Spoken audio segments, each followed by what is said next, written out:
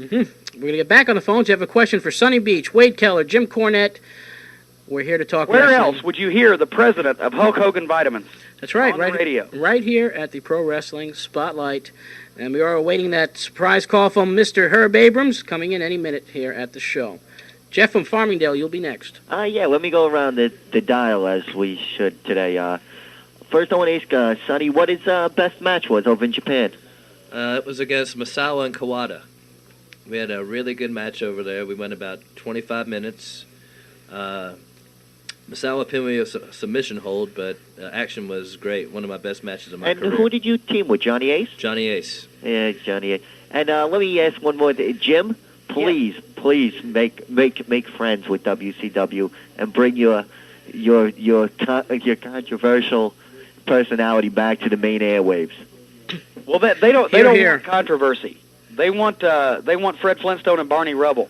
Yeah, but they got to take what they can get, and people want you, so they better get you.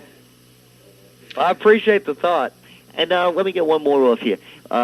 John, you paisans really stick up, huh? No one can say wrong about Bruno, can they? Well, you know, he's been an idol when I was growing up. Bruno was outspoken. You know, he's got his own opinion on a lot of things, including the way wrestling was when he was back as champion. But, you know, I respect Bruno Sammartino. I always have and I always will. And he may be outspoken at times, but I'm not going to tell him to shut his mouth either. If he feels a certain way, hey, this is America, it's free speech, let him say what he wants. Yeah, but you can run something into the ground, you know? Well, he's just trying to make his points across, and I'm not going to you know, put him down for doing that. All right, thanks a lot. It's a good show going, guys. Thanks a lot. Bye-bye. Okay, 955-1240 is the number to call here at the Pro Wrestling Spotlight. We got one open line. And, Wade, I wanted to get into something with you a little bit. We were talking on the phone the other day, and we were talking about the recent WWF shows. And very, very disappointing. And we were kind of talking about the way the WWF has been pretty much grasping for straws as far as different types of angles to keep the people entertained, and they're getting really hardcore, especially with this Randy Savage situation. And I wanted to get your opinion on what's been going on, and after that, if any of you guys want to jump in, feel free. I just think it's a sign of I guess when you look at the WWF and you see the angles that they've done in the past, they're so calculated and long drawn out, and hints are dropped, and then the angle occurs, and then the match comes off, then there's a payoff, and recently it's turned into one hotshot angle after another that I mean, they're just hot-shotting the territory until it's going to die.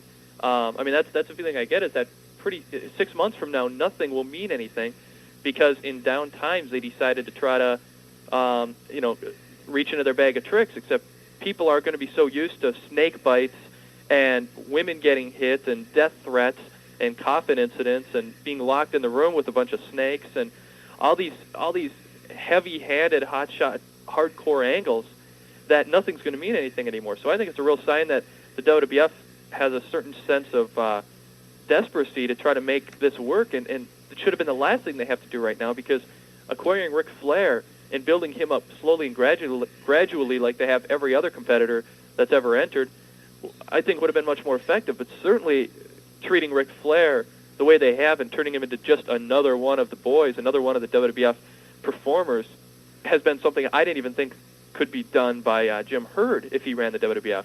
And somehow they've turned Ric Flair into just another wrestler. It just astounds me how I think they've poorly mishandled Ric Flair, and it astounds me too how as a result of that they've had to hotshot the territory. Jim, you want to give your opinions on Wade's comments? Well, I tell you, I think the situation is like nuclear disarmament. Okay, if every promotion would just say, "Hey, we're going to get away from all this bull malarkey and all these snakes and all this other stuff," at the same time, then it would work. But obviously, nobody can cooperate with each other, so everybody figures they have to top one another. So it's kind of like a no-win situation. You got to do more than the other guy's doing, but in the end, all that results in is nobody caring about anything. So Wade is exactly right, but it's not as easy to stop as one would think. And I'm not defending WWF, WCW, or anybody else. But you can't stop and the other guy keep going, because then you just look boring while they look exciting. See what I'm saying? Right. So even even short term, unless Vince just said, okay, I'm just going to pull a plug on all this stuff, and I'm just going to have wrestling and let the other guys do what they want, and maybe we'll lose some viewers, but they'll burn themselves out, and in a year and a half or 2 years, then we'll start back up again. But, you don't want to lose 2 years' worth of revenue. Mm-hmm. So it's a no-win situation.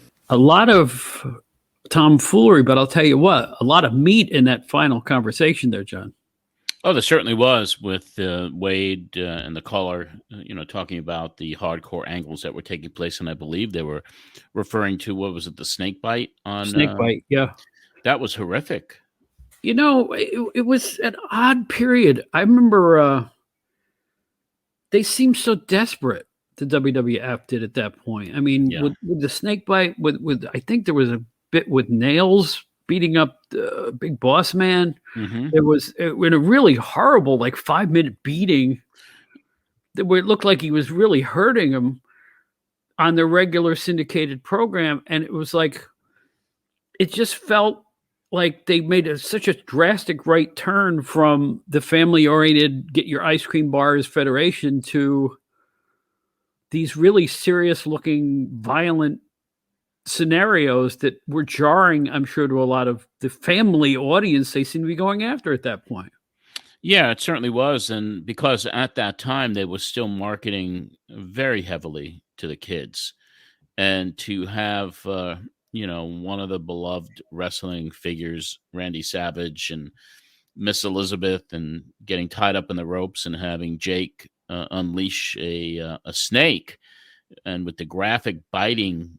Alex, you're shaking your head. Did you ever see that angle? I mean, that was horrific. Yes. I've seen that so many times. I remember the first time I saw it, coming from somebody who's watched the more PG era of wrestling. Mm-hmm. That was very shocking, to say the least. That was hardcore. Yeah, very hardcore. I still don't know how they pulled it off. Did you? I have no idea how they pulled that one off.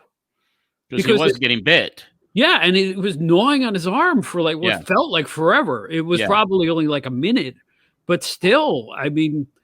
I remember listening to Jericho's podcast, and I think Jake the Snake was on it, and he was talking about leading up to him actually getting bit. And I from what I understand, they removed the poison from the snake, but he actually did get bit, and I think he actually said Macho Man was the one that said, no, let the thing bite me. Let it be that hardcore, because that was the type of person that he was.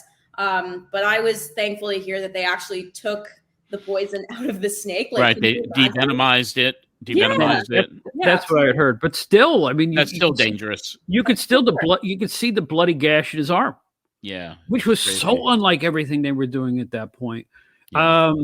I had gotten reports that a certain, and I don't know how true this was at the time, but someone had called me at the offices and said an upstate New York TV station wanted to pull the show because of that. Because they wanted, even though on the syndicated shows they put the censored red X like Blassie used to have up. Mm-hmm. They brought back the Blassie X for the syndicated shows, but the programmer was so upset over the content that they were really considering what they were doing in the time slot. Because in a lot of places, wrestling was shown at 11 o'clock in the morning on a Saturday, right after cartoons. So that made sense to put the X there, and then for prime time, which was Monday night, that's where they showed it uncensored. That's where they showed it uncensored. Right. Yeah. Mm-hmm.